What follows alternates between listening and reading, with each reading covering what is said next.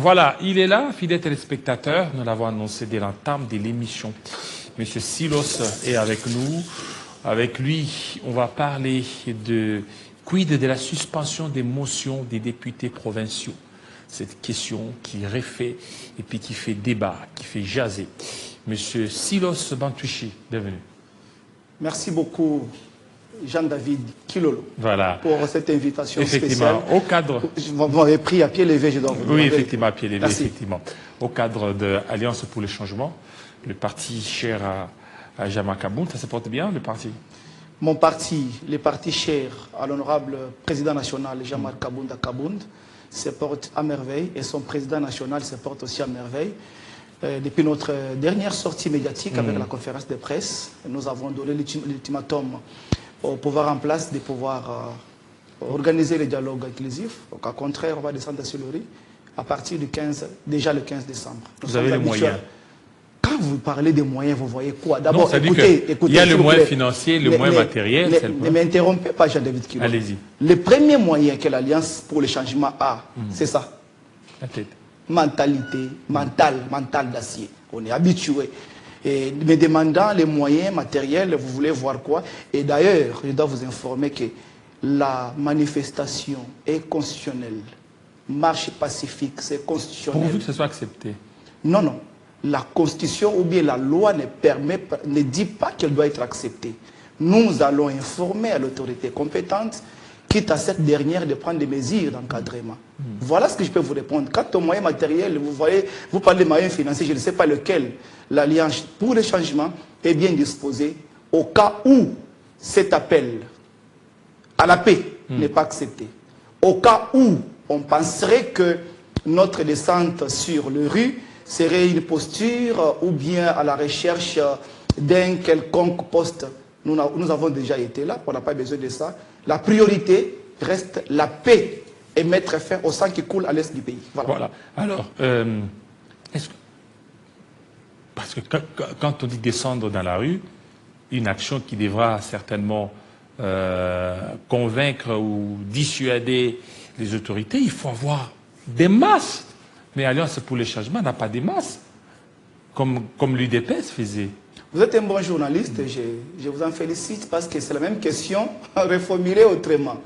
Vous dites les autorités ne sont pas dissuadées. Est-ce que nous sommes là pour convaincre les autorités? Je voudrais vous dire quelque chose de taille ici. L'État congolais ou la République démocratique du Congo ne doit pas être considéré comme l'apanage d'une personne qui peut décider de son sort, qui peut décider quand il veut faire. Et quand vous me posez la question de la masse, je dois vous dire que l'homme à qui tu fais allusion n'est pas n'importe qui. La masse, nous l'avons démontré plusieurs fois. La première date, d'ailleurs la dernière, je peux vous dire, date de sa sortie lors de notre 3e anniversaire, n'est-ce pas, du parti. Vous avez vu l'engouement. Nous sommes implantés à travers tous les 4 districts de Kinshasa. Funa, Mwamba, Changu, Lukunga. Vous allez voir la mobilisation. Soyez calme. Ok. Alors, nous sommes en train d'attendre le 15 décembre. Ça, c'est la date. Avant d'arriver au 15, ce n'est pas aussi possible qu'on arrive au 15. C'était l'ultimatum. Au cas où le dialogue est convoqué pour la paix, donc cette marche du 15 n'aura pas son sens. Alors, vous voulez faire pression au pouvoir? On ne fait aucune pression. Et le dialogue ne devait pas être perçu comme, je dirais quoi, une option. Non. Le dialogue devait être perçu comme un impératif. Je viens de vous le dire. La République démocratique du Congo n'appartient pas à un individu qui peut décider de son sort. Ça signifie que vous, là, et moi, lorsque nous voyons que les choses ne marchent pas, nous avons le droit de lancer la sonnette d'alarme pour dire telle place, ça ne va pas, on peut recadrer les choses. Donc, il n'y a aucune pression. Voilà. Alors, aujourd'hui, on voit, au niveau de la territoriale, le VPM de l'Intérieur a suspendu toute motion. C'est-à-dire, les gouverneurs, actuellement, ils ne seront pas inquiétés par les députés provinciaux. La raison évoquée, c'est nous sommes pendant la guerre. Et pendant cette période, on ne peut pas faire tomber le gouverneur de province, sinon, ça serait déstabiliser les institutions provinciales. Votre analyse? Mon analyse, d'abord, avant d'être politique, sera scientifique et juridique. tu parles à Maître Silos Bantouchi, le fils de Bantouchi Alphonse. Et étant juriste, je voudrais d'abord me baser sur le test pour puiser la réponse à vous donner. D'accord. La première question qu'il faut se poser, la motion, qu'elle soit de défiance, la motion, qu'elle soit de censure, peu importe la nature de la motion, la question qu'il faut se poser, la motion est constitutionnelle, oui ou non? Si la réponse est oui, ça voudrait tout simplement dire que les députés provinciaux, chaque fois qu'ils lancent une motion quelconque, sont en train d'user de leurs droits constitutionnels. Aujourd'hui, empêcher à ces derniers de ne pas le faire, c'est une violation grave et flagrante de la Constitution. Lorsque vous lisez l'article, je crois, 101 ou 102, vous trouverez cette compétence exclusive réservée aux assemblées provinciales. Et d'ailleurs, c'est une question scientifique. L'assemblée provinciale, je pèse bien les mots, l'assemblée provinciale est au-dessus du ministre de l'Intérieur. L'assemblée provinciale. Je vous l'ai dit, au regard de nos lois, l'assemblée provinciale est au-dessus du ministre de l'Intérieur.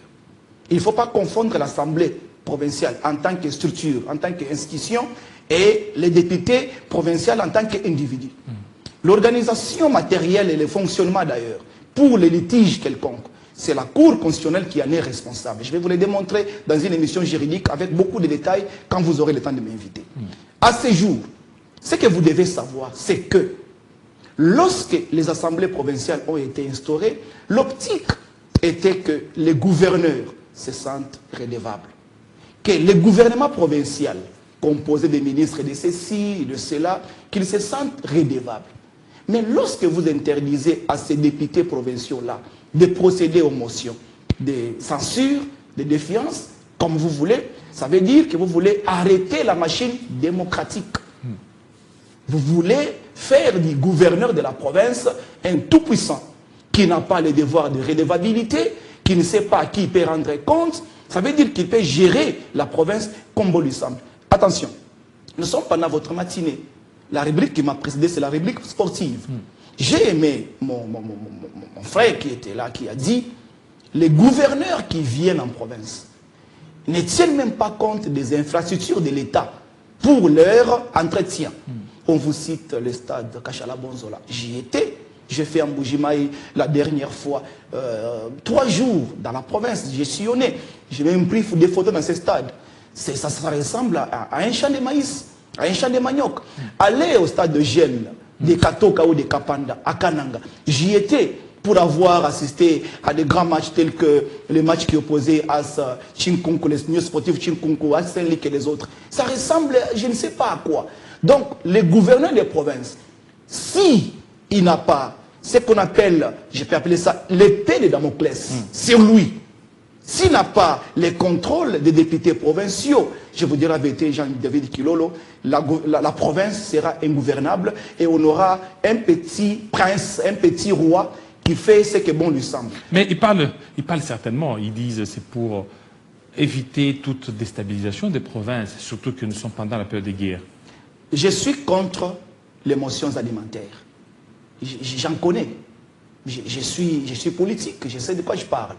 Un député provincial qui se réveille l'un des 4 matins parce que la tête de Jean-David Kilolo, parce que la tête de Silos Bantouchi ne lui plaît plus, il s'est dit, je vais initier une motion dans l'optique de rançonner ces derniers, dans l'optique de voir ces derniers mettre la main dans la poche, lui donner ce qu'ils voudraient.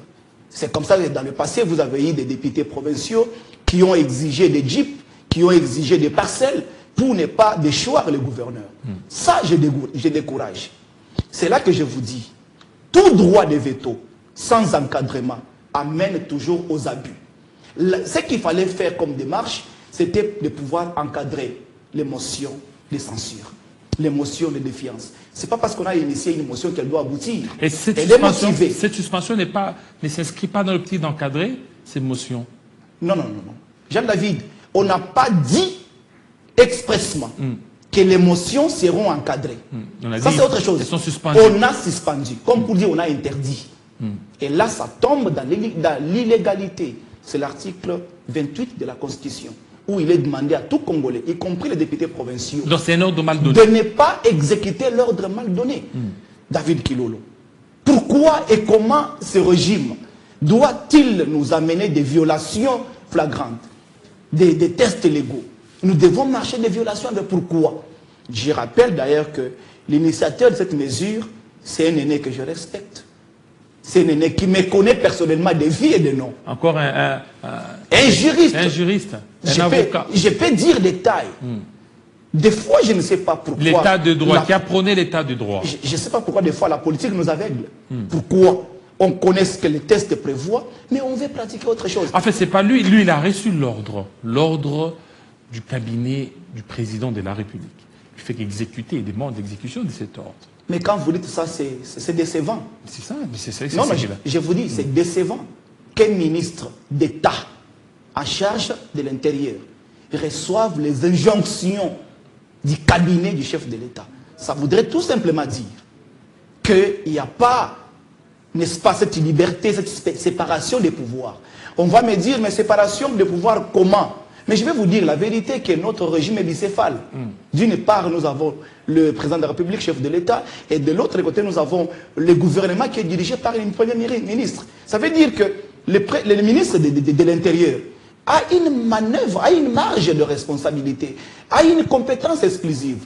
Surtout qu'en droit, la compétence est d'attribution. Ces derniers devaient fonctionner librement au lieu de recevoir des injonctions d'un cabinet du chef de l'État.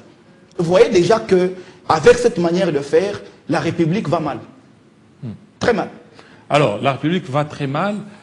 Aujourd'hui, les députés provinciaux devront-ils s'y conformer ou refuser catégoriquement? Bon, je ne voudrais pas que le député provincial m'écoute. Voyez-vous? Je voudrais que les députés provinciaux écoutent et suivent ce que les tests disent. Jean-David Kilolo, c'est comme vous ce matin. Quelqu'un surgit sur le plateau, il vous dit, monsieur, c'est fini, l'émission ne passe plus, sortez. Je ne pense pas que vous allez sortir. La première réaction que vous aurez, vous là, David, je vous connais assez mieux, pas trop, vous allez demander à ce que l'émission prenne d'abord fin. S'il y a des litiges, s'il y a des comptes à rendre, qu'on vous les rende après. Ça veut dire que les députés provinciaux, pendant cette législature, ils sont en plein mandat. Ils connaissent les compétences qui leur sont reconnues. Ils doivent continuer. Pas parce que Bantouche le veut, mais parce que les lois organiques, la constitution qui est la loi mère, leur donne cette compétence-là. Donc, qu'ils n'écoutent pas, qu'ils lisent simplement la constitution, qu'ils voient l'article 28. Je pense qu'ils en ont, comme moi. Ce n'est pas dans le téléphone en dur. Qu'ils lisent l'article 28. Qu'est-ce que l'article 28 de la constitution dit? La constitution du 18 février 2006, telle que modifiée à ce jour, qu'ils lisent. Qu'ils peuvent aussi lire l'article 201 dans 202. Ils comprendront que c'est de leur compétence. Ils ont les droits de pouvoir interpeller les gouverneurs de province. Ils ont les droits d'interpeller les ministres provinciaux pour que ces derniers se sentent redevables. C'est comme ça que l'État de droit doit fonctionner. C'est comme ça que nous allons décoller avec la démocratie. Au cas contraire, ça sera comme un Quinois dire Boza corrompt-point.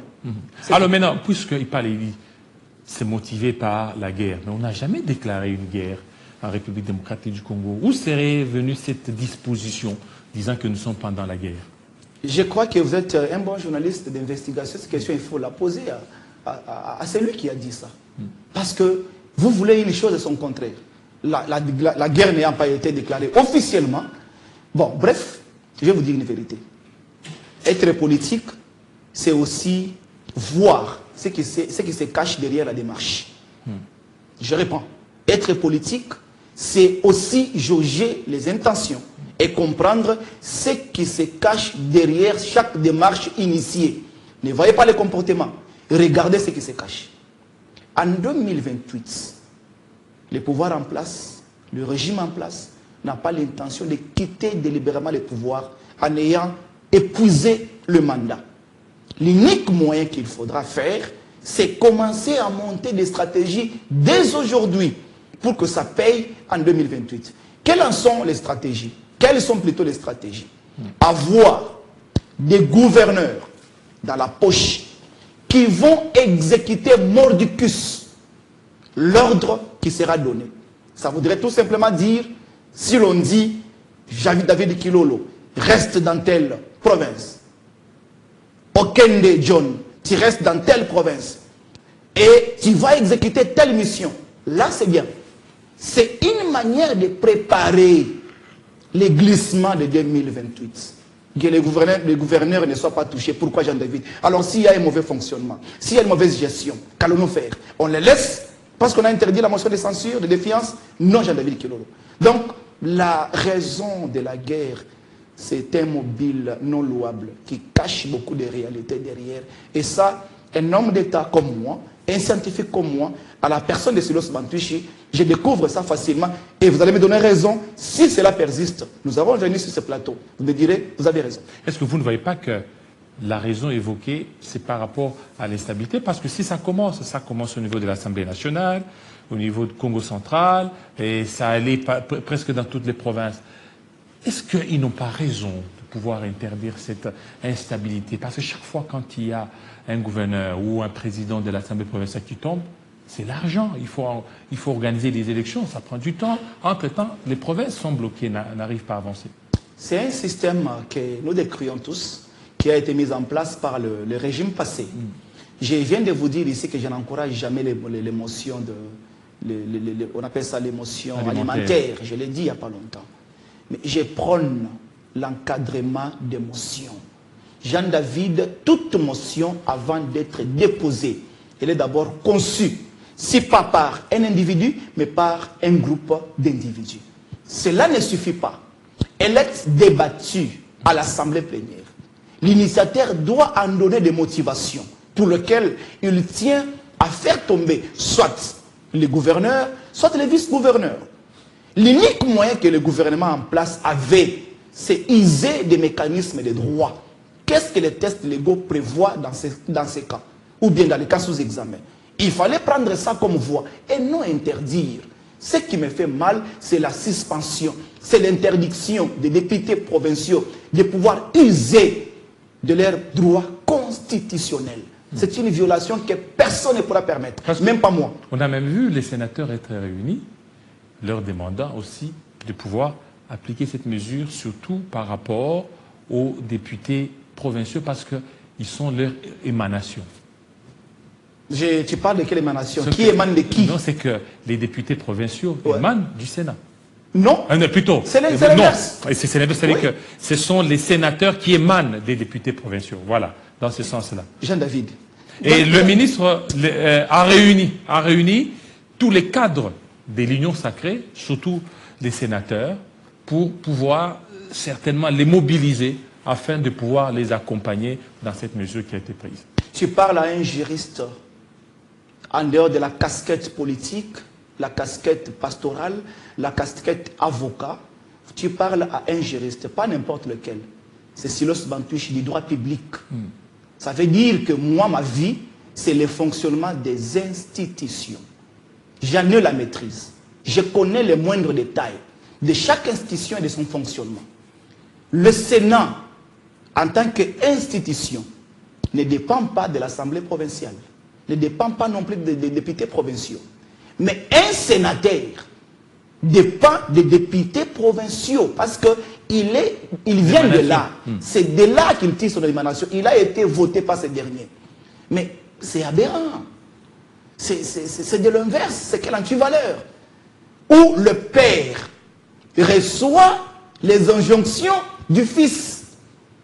C'est comme moi, je me réveille le matin, Bantuchi Alphonse, mon père que j'aime beaucoup, qui est d'ailleurs chez moi, qui me dit, à qui j'ai dit, papa, désormais, je vous interdis de prendre telle bouteille ou telle autre bouteille. Je vous interdis de sortir, il faut être là au plus tard à 19 h. Ça, j'ai dit à qui? À mon père. Et où d'ailleurs? Parce que je suis chez lui. Il faudra que chacun respecte ses limites. Il faudra que chacun connaisse ses limites. Un sénateur n'a pas d'injonction à donner à un ministre provincial. Surtout que c'est ce dernier qu'il a élu. Il est là par la volonté du ministre provincial. Et donc, la démarche que tu viens de me démontrer que les sénateurs se sont réunis, même pas pour s'y plier, me demander. Et dans leur demande, je vois la démarche d'une injonction donnée aux députés provinciaux de Sursoir. Une fois de plus, l'ordre mal donné au regard de la Constitution à son article 28 qui ne sera jamais appliqué. Pas parce que Silos Bantouche le veut, mais parce que les textes légaux ne le veulent pas. Alors, les textes légaux ne le veulent pas, maintenant aujourd'hui, l'opposition, qui fait maintenant l'opposition? On dit que l'opposition est devenue très faible. Ah bon? Et que toutes les décisions prises par le pouvoir ne voit aucune opposition qui peut certainement faire face. C'est que c'est au niveau de l'union sacrée là où il y a d'autres opposants. C'est-à-dire l'union sacrée qui, lorsqu'il trouve qu'il y a une décision mal prise, c'est au sein de l'union sacrée qu'il y a d'autres positions qui s'opposent. Alors que l'opposition elle-même qui devrait jouer ses rôles ne le fait pas. L'opposition serait défaillante. M. Bantouche, vous êtes réduits, vous les opposants. Je vais vous répondre rapidement à des volets. Le premier volet, c'est que j'accepte d'abord. J'accepte d'abord. Que vous êtes défaillant. Non, je dis à des volets. J'accepte d'abord que l'opposition était ce qu'elle était. Parce que Jean-Marc Kabounda n'était pas là. Parce qu'il n'était pas là. La première réponse. Elle était ce qu'elle était parce que Jean-Marc Kabounda 18 ans de lutte. Aujourd'hui, s'il faut ajouter avec quelques années passées en prison, je peux dire 21 ans de lutte. Quand vous regardez Bantouche et Silos, mon âge correspond à ma lutte. Ça veut dire, pendant que mes amis de mon âge avaient des avantages, moi je n'en avais pas. Pourquoi? Parce que mon père était IDPS. Il y a des portes qui se sont fermées dans ma vie parce qu'on regarde son nom, on dit non, non, non, non, non, non. Est-ce que je peux te rappeler les choses dans un moindre détail? On se réveille le matin, un jour à Lubumbashi, on est en train de pointer les maisons. Et un Mouloubakat qui regarde, qui dit Koku Ikubaï d'Epes. Koku Ikubaï d'Epes. Là, il parle en kilo qui a l'eau. Koku Ikubaï d'Epes. Ça veut dire qu'on a eu des choses, on a perdu des vies humaines, pas parce qu'on appartenait à nos familles, on appartenait à un camp politique. À UDPS. Je vous dis, mon âge, comme vous me voyez là, toute ma vie. UDPS. Toute ma vie, j'ai vécu dans ça. Je ne sais pas qui de là ne me connaît pas. Qui? Aujourd'hui, je peux dire faible et à péter parce que nous, on n'était pas là. C'est la réponse que je donne au niveau du premier volet. Deuxième volet, c'est que... C'était quoi ta question? Situe-moi un peu. Deuxième volet, c'est que vous êtes défaillant. Voilà, nous sommes défaillants. Je ne sais pas en termes de quoi, et d'ailleurs j'ai trouvé mon deuxième volet, merci, à mon cerveau. L'opposition congolaise n'est pas structurée. Vous ne trouverez nulle part où on vous dit l'opposition congolaise armée, l'opposition congolaise non armée. Ce sont des termes que les gens ont créés. J'ai toujours défié quiconque sur n'importe quel plateau qui vienne me montrer un test légal où on a écrit opposition armée, opposition non armée. Ça voudrait tout simplement dire que chaque opposition est structurée à sa manière. Si peut-être ceux qui sont, c'est quoi encore, font quoi, sauvons les Congo, tout ça, ont accepté de faire leur opposition à l'étranger, on les concède. Si peut-être les autres ont accepté de prendre les armes, on les concède. Mais ce qu'il faut souligner ici, c'est que partout au monde, il y a trois courants politiques. Il y a la gauche, il y a la droite, il y a le centre. Nous avons toujours prôné le centre, donc la gauche, la social-démocratie. On ne prendra jamais les armes. Ça signifie que ce qu'ils ont appelé défaillance. Merci beaucoup, on accepte. La position a pété. Merci, on accepte. Mais voyons maintenant les choses, comment ça se passe. Vous ne voyez pas que depuis un moment, vous sentez que la ville est en ébullition? Vous ne le sentez pas? Mais c'est vous qui le dites. Ah, je ne le dis pas. Ah, bon, J'ai suivi. C'est la matinale, hein? C'est pas une question. C'est pas ton émission là où tu as les pouvoirs comme tu veux. Attention. Alors c'est ça, c'est la matinale. J'ai suivi ici l'émission Club 50. Club 50. Dans tous les sens, dans tous les médias. Ça signifie que quelque part là, ça commence à faire peur. À qui? À Kabound aux opposants. Je n'ai cité personne. Tu vois maintenant que j'étais. Mais il y a d'autres. Il y a aussi l'homme aussi des masses. Le vieux Martin Fayoulou. Bon, qui t'a dit qu'il n'a jamais été avec nous? Il est avec vous? Qui t'a dit qu'il n'a jamais été avec nous? Je pose la question. Non, tu es journaliste d'investigation. C'est ton travail, ce n'est pas le mien. Va poser la question, va investiguer. S'il n'est pas avec nous, viens me dire. Ça signifie que nous avons appelé quiconque. Avant qu'on arrive le 15, nous n'avons pas dit que nous allons faire la marche le 15. On n'a pas dit ça. Mais si jamais avant le 15, il n'y a pas un dialogue inclusif, dans les soucis de mettre fin au sang qui coule, Jean-Marie et Jean-Jean David, suivez les chaînes nationales et internationales, vous allez apprendre qu'encore il y a eu des morts hier, là-bas toujours à l'Est. Ça prend du temps que ça peut prendre. Nous n'avons pas besoin que ça prenne le temps que ça peut prendre. Nous avons, écoute, je prends l'expression de Tiens Tshisekedi, qui n'est pas aimé son expression, mais qui est l'expression légale de juriste, que vous connaissez d'ailleurs. Nous ne voulons pas être poursuivis pour la non-assistance des personnes en danger. Nous avons les dangers permanents à l'Est. Si on ne dit mot, c'est comme si ce pays appartenait à un individu ou à un groupe d'individus qui pouvaient en décider quand ils veulent. Nous voulons faire voir à face du monde que les Congos nous appartiennent tous et nous avons un mot à dire pour la paix de tous et pour l'équilibre social. Et Kaboun n'a pas peur d'être arrêté encore, d'être conduit en prison. Lui qui était arrêté pour 7 ans, mais après des manœuvres, d'autres disent des manœuvres politiciennes, on a réduit et puis il est sorti. Avoir peur, très bien, je pense à sa réponse. Sa réponse, c'est qu'il ne connaît pas la dernière fois qu'il a eu peur. Il ne connaît pas. Il ne se rappelle pas de la date. Alors, par quel miracle de 7 ans à 3 ans et aussi, avant de répondre à cette question, et aussi, un politique ne doit pas avoir peur de sa propre vie. Je vous l'ai dit. Si Lumumba avait peur de sa propre vie, Jean-David Kilolo, aujourd'hui, on ne parlera pas de la République démocratique du Congo. Il faut toujours qu'il y ait quelqu'un qui prend le risque. Ces pays nous appartiennent tous. Nous voulons léguer à la génération future un pays stable, un pays de paix, un pays uni. Et tu me parles de la question relative de 7 ans à 3 ans. Tu m'as fouillé plusieurs fois en te disant, Jean-David, trouve-moi une émission juridique où je vais vous disséquer, vous détailler dans quelle mesure l'homme a quitté de 7 ans à 3 ans. Vous avez parlé des deals, vous avez parlé des concessions, vous parlez quel deal même? Même ceux qui parlent de Kaboun qui veut se positionner. Jean-David. Kaboun qui a quitté le pouvoir avec tout ce qu'il avait comme posture, comme avantage. C'est ce Kaboun qui va se battre aujourd'hui pour pouvoir revenir. Messieurs, détrompez-vous. Ce n'est pas ça la démarche. Et s'il faut revenir à votre question encore, il y a ce qu'on appelle en droit les mécanismes de révision.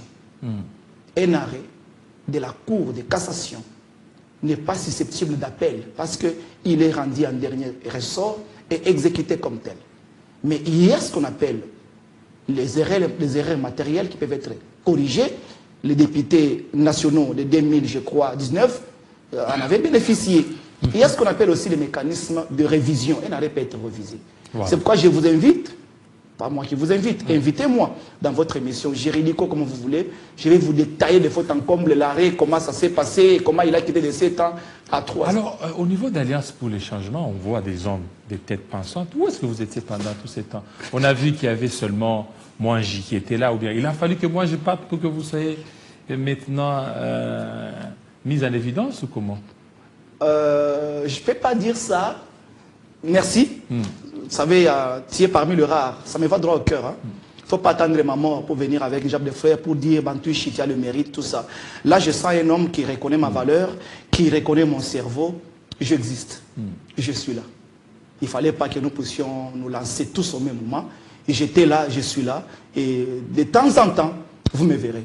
Et il appartient à mon parti, à mon président national, d'apprécier ce que vous avez dit, c'est vrai ou c'est faux. Je suis dans une école, je suis le pas de Jean-Marc Kaboun, mon président national. Ça voudrait tout simplement dire que le sang politique qui coule dans mes veines, actuellement, pas dans le passé, c'est le sang de Jean-Marc Kaboun. Et je vous ai toujours dit, chaque fois que vous me voyez sur votre plateau, regardez-moi comme Jean-Marc Kaboun. Voilà Jean-Marc Kaboun, je pense, à un moment donné, lorsque moi j'étais parti, je me dis, mais Alliance pour les changements, il faut des communicateurs, mais il est là, alors qu'il était là bien avant. Mais écoute, avant de passer à autre chose, pourquoi vous prenez le temps, excusez-moi, sur ces noms-là? De temps en temps, vous voulez quoi? Non, parce que, vous savez... C'est une provocation. Non, pas une provocation. Ces noms-là, ils pèsent, selon vous? Non, il parlait trop d'Alliance pour les changements. Mais vous, quand vous êtes là, on vous sent beaucoup plus à l'auteur, cohérent, et puis vous agencez des idées d'une manière rationnelle. Ça veut dire que... Parce que le problème, c'est quoi? Il y a des communicateurs. Il y a communicateurs. Lorsqu'on reçoit des communicateurs, vous voyez que monsieur-là, c'est un journaliste. Il vient, il parle.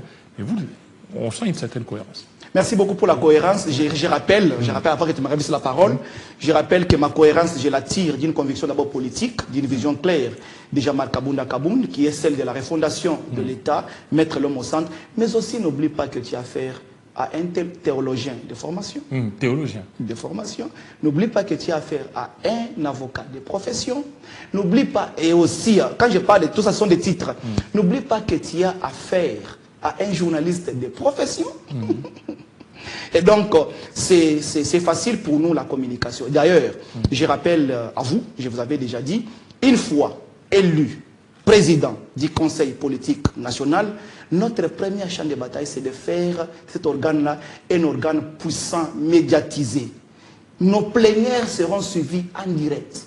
Vous aurez l'Assemblée nationale au vrai sens du mot dans les partis, au sein du parti Alliance pour le changement. Et ça, je vous promets, toutes les fois, vous allez couvrir et vous allez voir que ça, c'est dit jamais vu dans ce pays. Voilà, merci beaucoup. Alors, un autre communicateur, lui, il a commencé à parler de Mbojide depuis longtemps. Tout de suite.